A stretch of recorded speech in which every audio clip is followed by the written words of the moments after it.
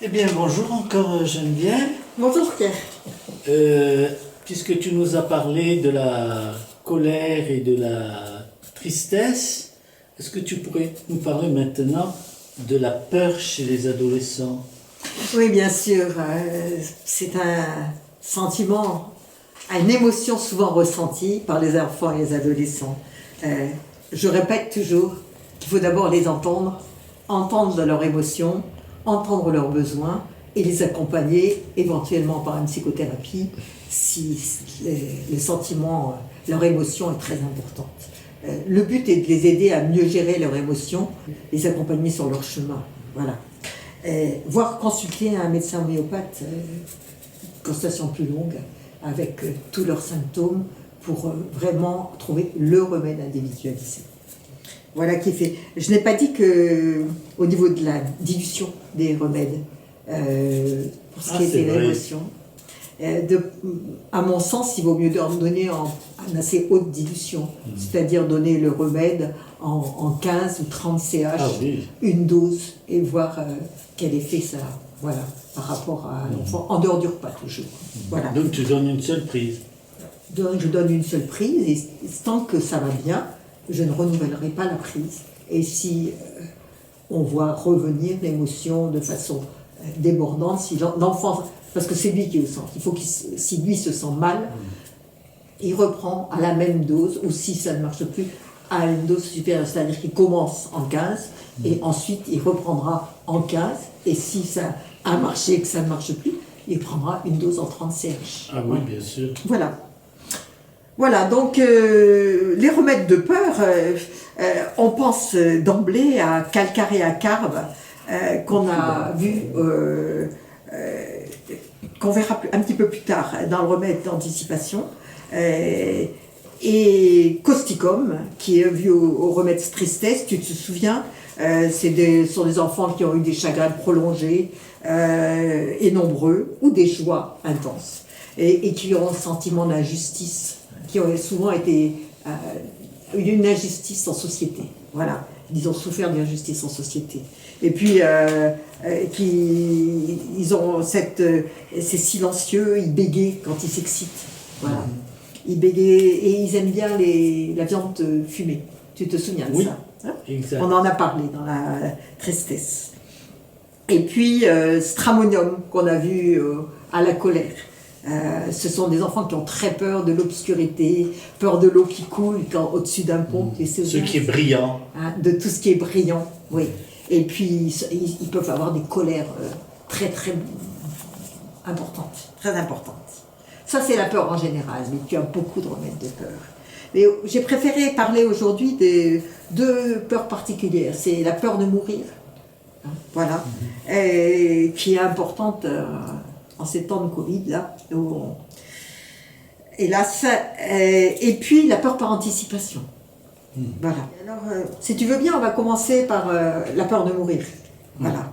La peur de mourir, c'est quand même quelque chose qui est extrêmement gênant pour un enfant, parce que ça le gêne dans toutes ses activités. Et je pense au premier remède, aconite. Aconite, c'est souvent suite d'une peur soudaine. Et je te raconterai pour lui-même, ou de la peur chez la maman, toujours, cette peur est à l'origine des troubles. C'est un enfant ou un ado qui est extrêmement angoissé, agité. C'est souvent autour de 11h minuit que ça se passe, le soir. Et il est agité, il sort du lit, il a un pressentiment de mort. Il a toujours peur que quelque chose soit imminent, un malheur imminent. Ça, c'est très spécifique, avec même des attaques de panique. Oui. Ah, c'est la soudaineté, hein, oui, tout à fait. Donc, ce qu'il a comme autre symptôme physique, ce sont les picotements, les sensations de picotement ou de fourmillement. Et il se plaindra souvent, picotement aux pieds, aux mains, aux pas. Il faudra penser à l'aconite. Oui. Et je te parlais d'un cas clinique, c'était 3 garçons qui étaient enfermés dans cette peur, qu'il arrive toujours quelque chose, et ils n'entreprenaient rien parce qu'ils avaient peur. Et puis la maman il y avait quelque chose qui m'a poussé à l'interroger, mais dites-moi, comment êtes-vous, qu'est-ce que vous ressentez comme émotion? Et elle dit, mais pendant la grossesse, la première grossesse, j'ai eu une peur terrible parce que j'ai été attaquée par derrière par quelqu'un qui voulait me prendre mon sac. Et j'ai eu une peur terrible. J'étais agitée, je me souviens. Et d'ailleurs, je suis allée à la pharmacie tout de suite parce que ça m'a déclenché des contractions. Et elle me dit, depuis, j'ai toujours l'impression qu'il va se passer quelque chose. Ce qui fait que je les ai toujours élevés comme ça.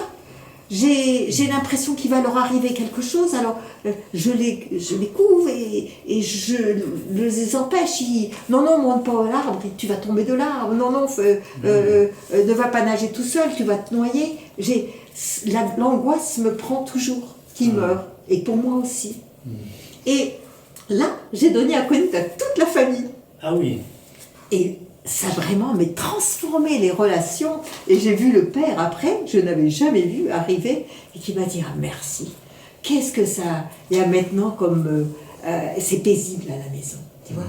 Ça a été très puissant. Aconite en 30 CH, je l'avais donné d'emblée, là. Et en plus, une dose en 30. On voit avec cette observation que les émotions de la mère sont très importantes pour le futur enfant. Voilà. Pour le futur enfant et pour les autres qui sont nés, parce qu'elle les a élevés dans cette ambiance de peur qu'il arrive toujours quelque chose, tu vois, et ça induit quelque chose.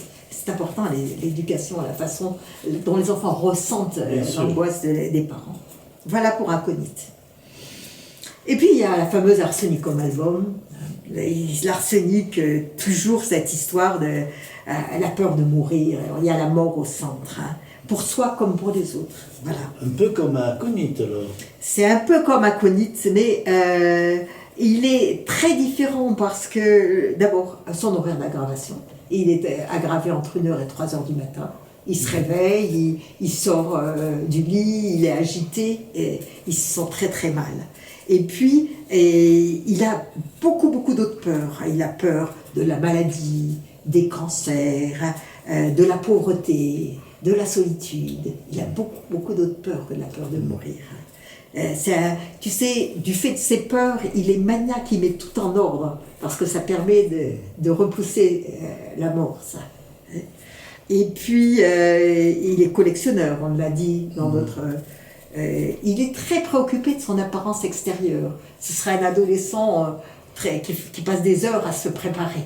Voilà. Il faut qu'il soit parfait d'extérieur. Voilà. Tout en étant très critique des autres. Les autres ne font pas assez bien les choses, les autres sont mal sapés, voilà. Il faut y penser à ça quand on voit un ado comme ça, agité. Très frileux, très frileux. Voilà, et sa peau est froide. Voilà pour Arsenicum album.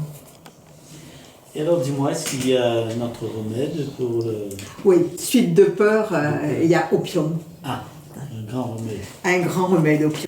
C'est très étonnant. Après un choc émotionnel, frayeur ou physique très brutal, le sujet il devient comme sous opium, tu vois, indifférent à tout. Il se replie sur lui. C'est le contraire d'Aconite qui est très agité. Lui, il est extrêmement indifférent, amorphe, indifférent à tout ce qui est impression extérieure.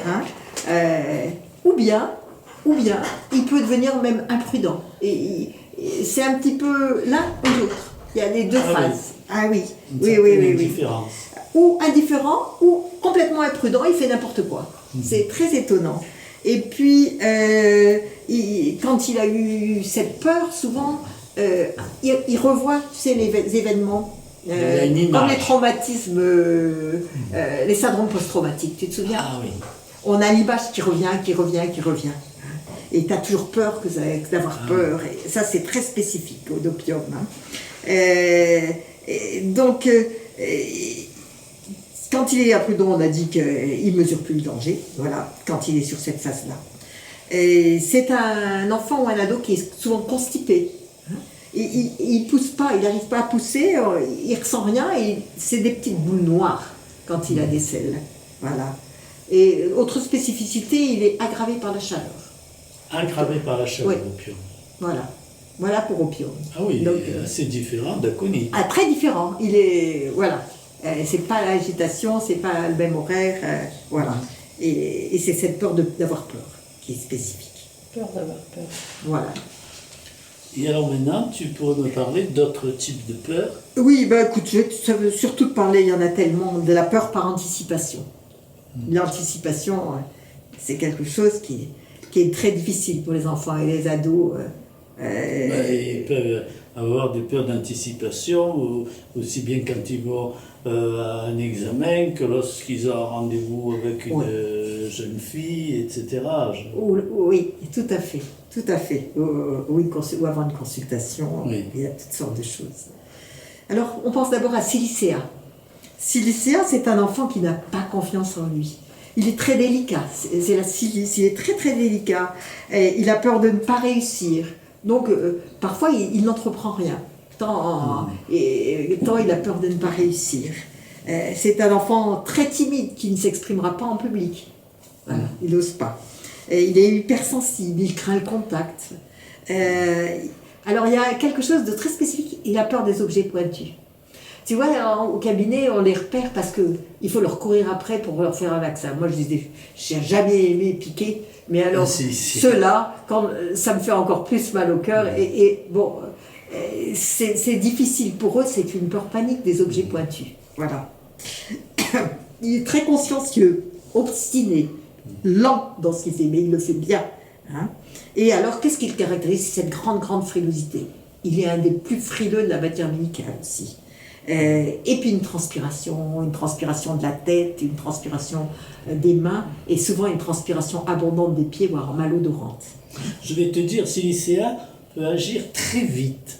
Je me rappelle une jeune fille qui était en 4e année de médecine et qui avait envisagé de ne pas présenter l'examen tellement elle avait peur d'échouer qu'elle n'était pas sûre d'elle-même. Elle m'a dit, après avoir pris votre médicament, je me suis mis à travailler et je ne me suis pas arrêté de préparer mon examen, je l'ai eu. Oui. Tu vois, ça peut aller très très vite. Oui, tu as raison. Et j'ai un petit ami de mon fils qui, avant chaque contrôle, était malade.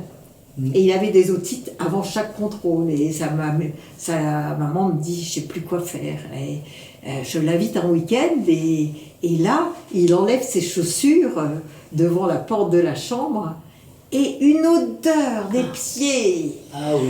Mais ça te sortait de la maison.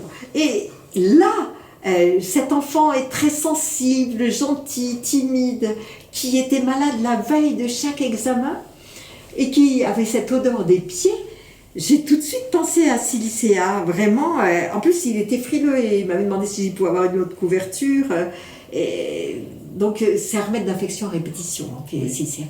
Et donc, j'ai dit à sa maman, si vous le permettez, je peux vous donner une dose de Silicea. Oh, elle m'a dit, je suis prête à n'importe quoi. Elle n'était pas du tout dans cet engagement vis-à-vis de l'homéopathie. Et il a pris la dose de Silicea et plus jamais il n'a fait d'otite et il était beaucoup mieux, plus confiance en lui. Ça a été remarquable très rapidement aussi. Ah oui, les gens Sylvain, ah oui, ça l'a complètement transformé. Voilà. J'ai pas dit qu'il suppure facilement comme hypersulfure. Et quand il a une petite plaie, ça suppure facilement. Et puis, Argentum nitricum. Tu connais c'est le pressé, Argentum nitricum. C'est un enfant extrêmement pressé. Oui. Et le temps passe bien trop lentement pour lui. Et du coup, il est impulsif, ça va pas assez vite. Hein? Et il a beaucoup de phobies. Il a peur du vide, il a peur des espaces fermés, il a peur des examens, il a peur de beaucoup de choses. Alors, il faut y penser quand il est très attiré par les sucreries. Il mangerait sans arrêt des sucreries. Le problème, c'est que ça l'aggrave. Ça lui donne de la diarrhée. Ah ouais. Ça, c'est très spécifique d'Argentum nitricum. Et puis, il a souvent des flatulences, des gaz par le haut, par le bas, de la diarrhée lors d'émotions aussi. Et il va tout de suite à la selle quand il a une émotion. Voilà pour Argentum nitricum. Voilà. Il faut y penser. Quand Le nitrate d'argent. Le nitrate d'argent, voilà. Gelsemium, tu connais? Ah, c'est celui dont on parle en premier souvent. Le jasmin jaune, Oui. voilà. Et cependant, moi je ne trouve pas que ce soit le plus souvent celui auquel j'ai pensé. C'est un enfant ou un ado qui a peur de tout. Il a peur de tout et particulièrement de parler en public. Et quand il a cette peur par anticipation, il est comme paralysé. Il est abruti, comme paralysé. Et ses muscles refusent de lui obéir. Des fois, j'ai entendu un grand me dire ça. C'est comme si mes muscles ne m'obéissaient pas. Il est sans volonté et il a une tendance à trembler quand il a peur. Ça, il faut y penser. Abruti, tendance à trembler. Et parfois, donc, il a de la diarrhée avant l'examen. Alors, qu'est-ce qui l'améliore? C'est quand il est tranquille. On le laisse tranquille dans sa chambre, au frais, et c'est un symptôme bizarre, en urinant abondamment. Ah oui. Il dit, oh, ben, ça va me faire du bien, je vais aux toilettes, et ça me fait du bien. Voilà pour Gelsemium, le jasmin. Ah oui. C'est un remède intéressant. Un remède de trac intéressant, Gelsemium. Oui. Trac. Et puis, il y en a encore le causticum, tu te souviens? Oui, causticum. Causticum, c'est des peurs par pressentiment chez un enfant ou un ado qui est très compatissant. Alors lui, il a une faiblesse de mémoire, avec sensation d'avoir oublié quelque chose. Alors c'est très gênant, hein, parce qu'il anticipe, et puis au moment de l'examen, il faut toujours qu'il revienne sur ce qu'il a fait, qu'il vérifie, et donc il perd beaucoup de temps, hein, et il a des trous de mémoire. Donc c'est vraiment un handicap pour ces enfants, ces ados à l'école, particulièrement. Ignatia, oh, il y est à toutes les émotions, Ignatia. C'est un enfant, un ado très émotif. Il ressent des palpitations, de l'insomnie quand il a peur à l'avance. C'est toujours cette boule dans la gorge, tu sais, qui déglutit, il se mord les joues. Ses soupirs aussi. Ses soupirs, les tics, tu sais, de la bouche, voilà. Et cette alternance d'humeur, il passe du rire au pleur, voilà. C'est spécifique. C'est une grande labilité. Une grande labilité, oui. Et puis enfin, l'Aetusia synapium, tu sais, la petite ciguë. Ah oui. C'est le dernier des remèdes importants, parmi tous les remèdes qu'on a en homéopathie. Qu'est-ce qui le caractérise? Il est incapable de se concentrer et d'assimiler. C'est pour ça qu'il appréhende, parce qu'il n'arrive plus à travailler. Il est, comme pour les aliments, complètement... Coincé. Oui, il a trop passé, il a trop travaillé, et il ne peut plus assimiler, comme il est. Ah oui. Voilà, comme au niveau de ses symptômes digestifs, où il mangeait beaucoup, il vomissait. Tu te souviens? Voilà. Il ne supportait pas le lait. Oui, voilà. Mais en général, voilà. Il est en retrait de la société. Et qu'est-ce qui le caractérise? C'est un grand amour des animaux. La société humaine ne lui plaît pas beaucoup, mais en général, ces enfants désirent vraiment plus que tout avoir un animal auprès d'eux, ou alors l'animal est le chat ou le chien est le compagnon adoré chez eux. Il faut penser à demander ça. Voilà. Et puis, tu l'as dit, on retrouve souvent dans les antécédents au moins une intolérance au lait de vache. Voilà pour les remèdes d'anticipation essentiels. Eh ben, écoute, ça me paraît bien riche, hein, tout ça. Oui, et ça peut vraiment aider. Voilà. Ben, écoute, je te remercie, parce que vraiment, merci de ton attention. l'homéopathie peut être une aide importante. Oui, tout à fait.